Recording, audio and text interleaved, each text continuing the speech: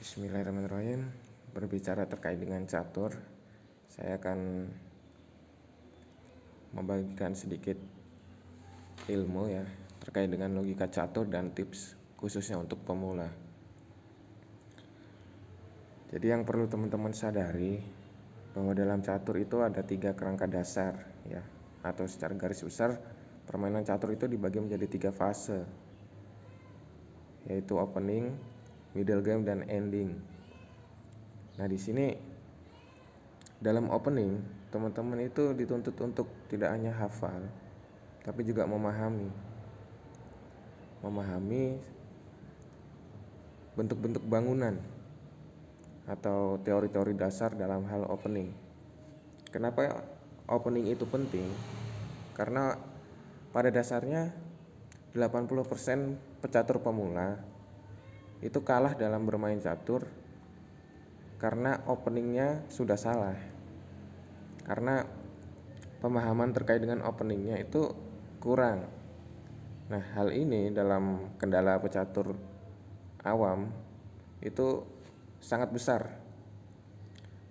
Saya bisa mengatakan sampai dengan 80% hal yang menyebabkan pecatur pemula kalah itu adalah karena blunder yang terjadi dalam openingnya gitu. Jadi permainan belum sampai ke middle dan ending, dalam hal opening sudah kalah. Nah, maka hasil akhir yang teman-teman akan dapatkan pun tidak akan jauh berbeda kayak gitu. Jadi pemahaman terkait opening ini sangatlah penting. Kenapa? Karena ini adalah dasar dari bagaimana terbentuknya nanti middle game dan endingnya teman-teman. Kalau openingnya sudah benar, sudah bagus, nah, maka bentuk bangunan pun juga akan enak. Kalau bentuk bangunan enak, maka permainan middle game pun akan terasa lebih mudah. Nah, jika middle game terasa lebih mudah, maka ending pun akan terasa juga lebih mudah. Begitu. Jadi 3 komponen ini itu sebetulnya adalah satu kesatuan, yang mana opening akan berdampak pada middle, begitu juga middle akan berdampak pada ending kayak gitu. Jadi tidak bisa teman-teman hanya mempelajari terkait dengan middle game atau ending, namun teman-teman karena malasnya hafalan, teman-teman menyepelekan opening. Nah, ini juga tidak bisa. Kenapa? Karena teman-teman tidak akan sempat untuk bisa berpikir dalam ya, atau masuk ke dalam middle game saat teman-teman itu istilahnya sudah dihukum sejak dari opening gitu. Jadi disiplin opening itu sangat penting untuk menentukan kemana sih pola permainan mau teman-teman bawa. Nah, terus di sini saya juga ingin menyampaikan bahwa dalam catur ya, khususnya dalam kesalahan catur ya, yang orang-orang awam lebih sering melakukan kesalahan adalah saat teman-teman bermain catur, teman-teman tidak punya tujuan. Ya, bedanya dengan master adalah bahwa mereka punya tujuan. Mereka sudah memahami ya. Mereka sudah punya persiapan dari opening ke middle dan ending kayak gitu. Jadi kalau kita ya, ibaratnya anggaplah kita adalah seorang pecatur pemula, maka kita akan beranggapan atau pola pikir kita seperti ini. Ya udah, main aja kayak gitu kan. Mau dibawa kemana ya nanti kita pikirin. Nah, sebetulnya itu adalah pola pikir yang salah. Kenapa? Karena berarti teman-teman tidak punya kesiapan. Begitu. Jadi jika teman-teman sudah tahu tujuannya, maka dari opening teman-teman udah ngejar tuh posisi-posisi bidak harus di mana, terus hal-hal apa aja yang harus teman-teman pahamin gitu, ancaman-ancaman mana yang bisa ngeganggu misalnya. Nah, itu teman-teman sudah ngevaluasi semuanya. Nah, sebetulnya dalam permainan catur itu kita bukan pasrah sama bagaimana permainan dibawa, tapi kita juga harus punya persiapan bahwa dalam hal permainan dibawa seperti ini kita harus seperti apa gitu. Nah, kemudian yang kedua ada selalu serang petak lemah. Nah, dalam catur itu kita bermain tempo ya, kita bermain ancam mengancam kayak gitu, tekanan. Nah, hal dasar yang harus teman-teman pikirkan dalam saat bermain catur nih. Misalnya sudah sampai rokade dan teman-teman bingung mesti jalanin bidak yang mana kemana gitu. Mesti mikir mana sih langkah yang terbaik dalam posisi yang seperti ini. Nah, cara paling mudah teman-teman buat tahu langkah terbaik dalam situasi yang seperti itu ya, dalam situasi yang demikian tuh bagaimana adalah dengan selalu memikirkan ya bagaimana untuk menyerang petak lemah. Apa itu petak lemah? Petak lemah itu petak yang rawan ya, atau misalnya lawan teman-teman itu punya punya pion kah, atau posisi-posisi di mana rawan terjadinya serangan kayak gitu. Misalnya gini, adanya pion ganda gitu. Nah, itu kan berarti kalau terjadi pion ganda, mereka tidak bisa, atau pion-pion ini tidak bisa melindungi satu sama lain, yang artinya maka perwira teman-teman entah itu kuda, menteri atau gajah, maka harus terus ngejagain kayak gitu. Atau pion-pion yang terisolasi kayak gitu. Nah, itu adalah petak lemah. Juga dalam halnya adanya open kayak gitu ya. Atau anggaplah gajah ngepin menteri misalnya. Nah, maka sebisa mungkin jangan dilepas dulu tekanannya. Jadi teman-teman harus terus ngeksploitasi ya. Teman-teman harus memikirkan langkah apa sih yang terbaik gitu. Nah, dalam menentukan hal atau langkah pasti terbaik, nah maka tekanan yang terjadi atau tekanan yang teman-teman bentuk itu jangan dikendorin gitu. Jadi misalnya teman-teman bingung makan aja, itu sebetulnya salah. Jadi teman-teman harus betul-betul melihat saat teman-teman ngepin kuda yang di belakangnya ada menteri misalnya, cari tahu nih gimana sih caranya buat nyerang itu kuda terus, karena dalam dalam sementara waktu kuda itu kan nggak akan pergi ya, nggak akan bisa lari karena ada menteri di belakangnya. Nah, misalnya gerakan benteng buat nyerang lagi kuda, atau kuda teman-teman untuk nyerang kuda yang dipin itu. Jadi gimana caranya saat terjadi petak lemah seperti itu teman-teman fokuskan serangan ke situ gitu, jangan dilepas, jangan dikendorin. Gimana caranya serang terus gitu. Nah, itu adalah saat dimana teman-teman megang tempo gitu, megang kendali permainan mau dibawa kemana. Nah, kalau musuhnya teman-teman udah ngerasa tertekan, nah terus bukannya tetap melanjutkan tekanannya atau menambah tekanannya, tapi teman-teman malah milih buat sederhanakan bangunan, milih buat mengadu beberapa perwira. Nah, itu kan malah malah yang semulanya musuh teman-teman nggak bisa nafas, sekarang malah teman-teman kasih nafas kayak gitu. Nah, itu kan dasar yang salah seperti itu. Terus yang ketiga ada tidak perlu memikirkan seluruh variasi terlalu dalam. Nah, di sini adalah dalam hal catur ya, dalam hal dunia profesional catur, kita kan selalu bermain dengan waktu ya. Entah itu catur catur rapid ataupun klasik ya, ataupun blitz, itu kan kita selalu bermain dengan waktu. Nah, sebetulnya dalam permainan ya, teman-teman itu tidak perlu berpikir ya atau overthinking tentang bangunan teman-teman sekarang. Kenapa? Karena dampaknya nanti ada di waktu teman-teman gitu. Jadi percuma teman-teman berpikir terlalu dalam tapi waktunya habis duluan, kan sama aja kalah tuh. Nah, di sini sebetulnya waktu ya atau saat paling tepat teman-teman untuk memikirkan segala variasinya itu adalah sebelum teman-teman bermain di turnamennya gitu. Itu namanya preparation ya, atau persiapan dalam pertandingan.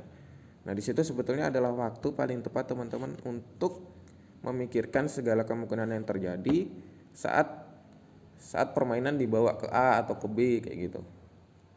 Nah, jadi waktu hari H teman-teman tidak usah atau tidak perlu memikirkan terlalu dalam, ya tidak perlu membuang terlalu banyak waktu yang maka di situ maka teman-teman akan bisa bermain lebih efisien gitu. Saat tiba waktunya untuk benar-benar berpikir, maka teman-teman akan punya waktu untuk berpikir kayak gitu. Nah, terus juga ada beberapa saran nih dalam hal mikirin mana sih langkah yang paling baik dilakukan dalam situasi tertentu. Bahwa teman-teman harus terus memahami ya, gini. Kalau teman-teman megang putih misalnya, atau teman-teman misalnya lagi nyerang nih, nah maka musuh teman-teman akan memikirkan juga yang namanya pertahanan, ya, akan memikirkan pertahanan, tapi juga mereka akan memikirkan counter attack, gimana caranya buat serang balik. Nah, kuncinya di sini adalah misalnya teman-teman di kondisi menyerang misalnya, nah maka teman-teman harus pikirkan juga, atau hal yang paling pertama teman-teman pikirkan adalah saat teman-teman memikirkan langkah untuk menyerang, nah maka langkah mana yang kemudian akan menjadi pertahanan terkuat buat hitam, kayak gitu. Jadi entah itu waktu menyerang atau bertahan, pikirkan mana sih bidak pertahanan yang paling kuat sama mana sih bidak penyerang yang terkuat gitu. Jadi misalnya posisinya udah berhambur ya, udah kayak raja udah agak terekspos misalnya, ada sisi-sisi di mana bisa terjadi cek. Nah di situ misalnya masih ada menteri, nah maka teman-teman harus, langkah teman-teman itu harus semisalnya tidak dalam tempo memaksa, yang mana hitam harus merespon dengan tidak melakukan skak ke kita misalnya. Nah maka itu sudah baik. Nah tapi kalau ada tempo skak, maka teman-teman harus memikirkan gimana caranya ya, atau apa akhir dari skak yang terjadi. Jadi jangan sekedar menyerang tapi tidak memikirkan juga pertahanan gitu. Nah jadi langkah-langkah dasar ya, atau tempo dalam pemahaman peta teman-teman itu sangat penting, karena apalagi waktu ada menteri ya, nah itu teman-teman harus ikutin tempo menterinya musuhnya teman-teman juga kemana gitu.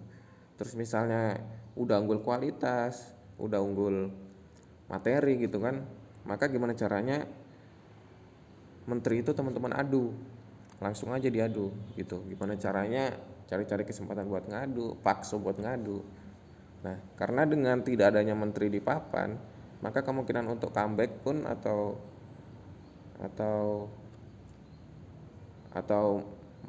bangkit dari posisi kekalahan itu juga akan semakin kecil gitu.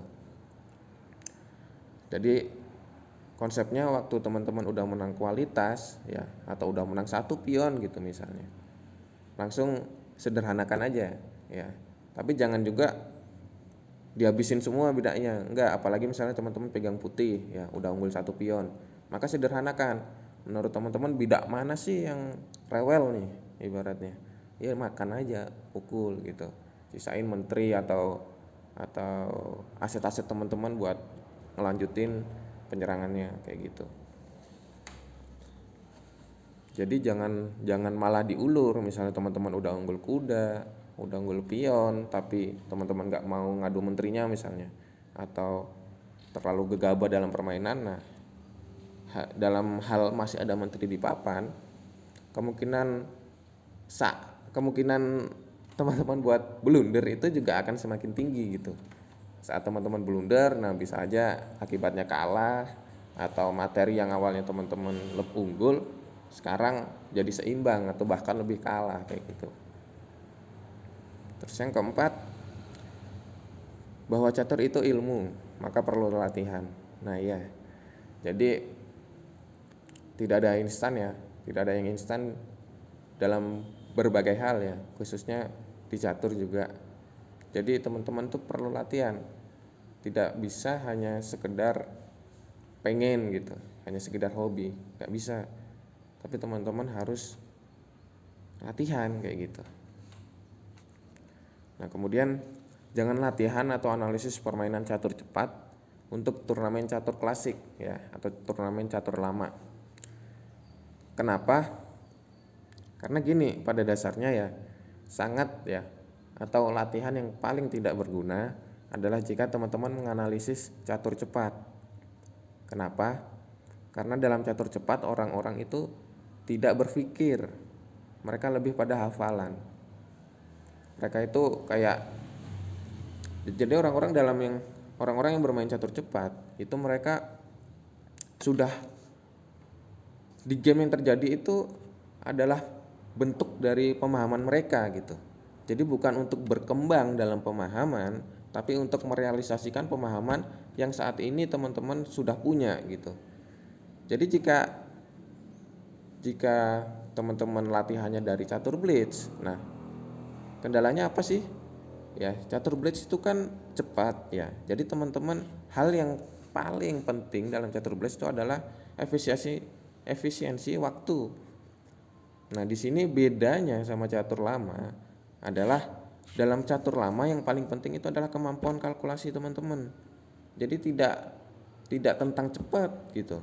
Ada ibaratnya kalau catur cepat itu kan orang itu nggak mikir, tapi orang bermain cepat gitu. Kayak udah logika dasarnya udah kayak gini, langkah kayak gini-gini ya mereka kayak ngelakuin aja gitu tanpa pikir panjang. Nah, kalau catur blitz ini teman-teman terapkan dalam catur lama, kejadiannya apa? Maka langkah yang semulanya teman-teman langkahin nih di catur cepat nggak akan efektif. Kenapa? Karena di catur lama musuh teman-teman itu berpikir dalam gitu. Karena kita punya waktu. Nah, inilah kendalanya saat teman-teman ingin turnamen catur lama tapi latihannya catur cepat. Pasti akan keteteran waktu hari hanya. Baik itu secara mental, tempo, bentuk permainan, semuanya itu akan berubah gitu loh. Karena di catur cepat yang kita di catur lama yang kita butuhkan itu adalah kalkulasi, terus variasi. Jadi bagaimana cara kita untuk berpikir dalam waktu yang sudah ditentukan, misalnya 15 menit nih. Gimana caranya kita mengoptimalkan dalam 15 menit kapan waktunya untuk berpikir, kapan waktunya untuk cepat, kayak gitu. Nah, jadi dalam waktu 15 menit siapa yang kalkulasinya bisa paling dalam, ya dia menang. Kan kayak gitu. Jadi tidak hanya tentang cepat, tapi tentang perkembangan gitu, tentang pemahaman teman-teman terkait dengan papan, terkait dengan caturnya. Ya, seperti halnya nomor 6 bahwa kalkulasi itu ada di atas kecepatan, ya. Jadi jika orientasi teman-teman adalah perkembangan, maka kalkulasi harus selalu berada di atas kecepatan gitu. Karena orang yang bermain kecepatan itu orientasinya lebih ke hiburan, bukan ke perkembangan atau dunia profesional. Kayak gitu. Nah, kemudian nomor 7 ini yang salah satu hal paling penting adalah selalu evaluasi permainan. Jadi saat teman-teman kalah atau menang pun selalu evaluasi gitu. Permainannya itu harus terus teman-teman evaluasi. Di mana sih letak salahnya gitu. Karena ada ribuan kemungkinan jawaban dari setiap jawaban yang teman-teman lakukan gitu, dari setiap opening yang teman-teman bawa itu ada banyak banget kemungkinan variasinya. Nah, di situ teman-teman harus pahamin gitu. Caranya gimana? Caranya adalah kalau hafalan kan susah nih, masa ribuan ratusan jutaan kemungkinan catur teman-teman hafal semua kan susah. Nah, caranya gimana? Maka evaluasi. Tujuannya apa? Tujuannya adalah teman-teman paham. Dengan teman-teman paham tidak perlu hafal. Nah, teman-teman sudah akan bisa berkembang sendiri gitu. Kemudian selingi latihan dengan bermain taktik. Nah, di sini tujuannya apa? Tujuannya adalah melatih blundernya teman-teman gitu. Melatih gimana kalkulasi otaknya teman-teman gitu. Kayak ibaratnya berpikir panjangnya, imajinasinya, inovasinya, otak teman-teman tuh dilatihnya itu di sini, di taktik gitu. Jadi dalam hal teman-teman ingin tidak blunder itu, maka sering-sering juga dalam latihan diselingi dengan taktik gitu. Nah, dalam posisi sulit di taktik itu, saat teman-teman bisa mecahin terus biasa udah mecahin taktik-taktik kayak gitu. Nah, maka kalkulasi teman-teman secara tidak langsung ya dalam permainan middle dan ending itu sudah berkembang juga gitu. Juga dalam hal blunder pun akan berkurang karena teman-teman sudah terbiasa dalam posisi sulit kayak gitu. Kemudian yang nomor 9 disiplin. Jadi gini, dalam atlet apapun, disiplin itu adalah yang nomor 1 ya. Kalau kita mau ngebawa sesuatu ke hal yang lebih profesional, maka disiplin itu adalah hal yang tidak bisa ditawar, kayak gitu. Jadi saya pernah dinasihatin ya, juga pernah melihat beberapa video yang cukup menginspirasi, dan semuanya itu mengacu pada satu hal, bahwasanya orang yang berprestasi itu selalu harus mengorbankan sesuatu hal, kayak gitu. Jadi teman-teman pikirkan baik-baik bahwa jika ingin terjun dalam dunia profesional, maka selalu ada yang namanya pengorbanan, kayak gitu. Entah itu teman-teman harus mengorbankan waktu, atau malesnya dibuang, kayak gitu kan, selalu ada yang dikorbanin gitu. Misalnya kuliah jadi agak sulit, ya itu hal yang harus teman-teman bayar untuk terjun dalam dunia profesional, kayak gitu. Jadi nggak bisa, apalagi dalam catur teman-teman latihannya musiman, terus udian, kayak gitu. Ya tidak bisa, karena catur itu ilmu itu harus dipelajari dengan baik, dengan tekun, dengan niat, kayak gitu. Kemudian yang ke-10 adalah miliki motivasi yang kuat untuk terus berkembang. Ini sebetulnya dasar ya, dasar bahwa seberapa kuat motivasi orang, maka itu akan memberikan gambaran seberapa jauh orang itu akan pergi, kayak gitu. Jadi dalam catur itu motivasi sangatlah penting. Kenapa? Karena catur itu ibaratnya permainan yang bosenin, atau orang itu kan nggak bisa ngelihat nih, orang tuh nggak tahu perkembangan catur kita itu kayak gimana sih, bahkan diri kita itu sebetulnya nggak tahu kemampuan catur kita itu seberapa kuat sih. Nah, kenapa? Karena otaknya itu, ya karena ototnya itu ada di otak, kayak gitu ibaratnya. Jadi beda dengan atletik, mereka kan kelihatan tuh perkembangan, misalnya melatih fisik gitu, kelihatan ada ototnya kayak gitu, lebih kuat gitu, powernya lebih terasa. Nah kalau di catur ini berbeda, karena yang kita latih itu otak, perlu kesabaran, perlu telaten gitu. Karena kita harus melatih hal ini dijadikan dengan suatu kebiasaan, kayak gitu, dalam hal mengatasi berbagai masalah yang terjadi di catur kan. Kita perlu disiplin, kita perlu motivasi gitu. Jadi saat kita jatuh, kita bisa terus bangun lagi karena kita punya motivasi yang kuat. Terus saat teman-teman gak juara, ya katakan ini aja, kayak gini aja ke diri teman-teman, sudah pantaskah saya sebagai juara gitu. Dengan segala hal yang sudah saya lakukan, pantaskah saya tampil sebagai juara, kayak gitu. Nah jawaban itu hanya teman-teman yang tahu gitu, tentang seberapa pentingnya motivasi khususnya dalam dunia catur.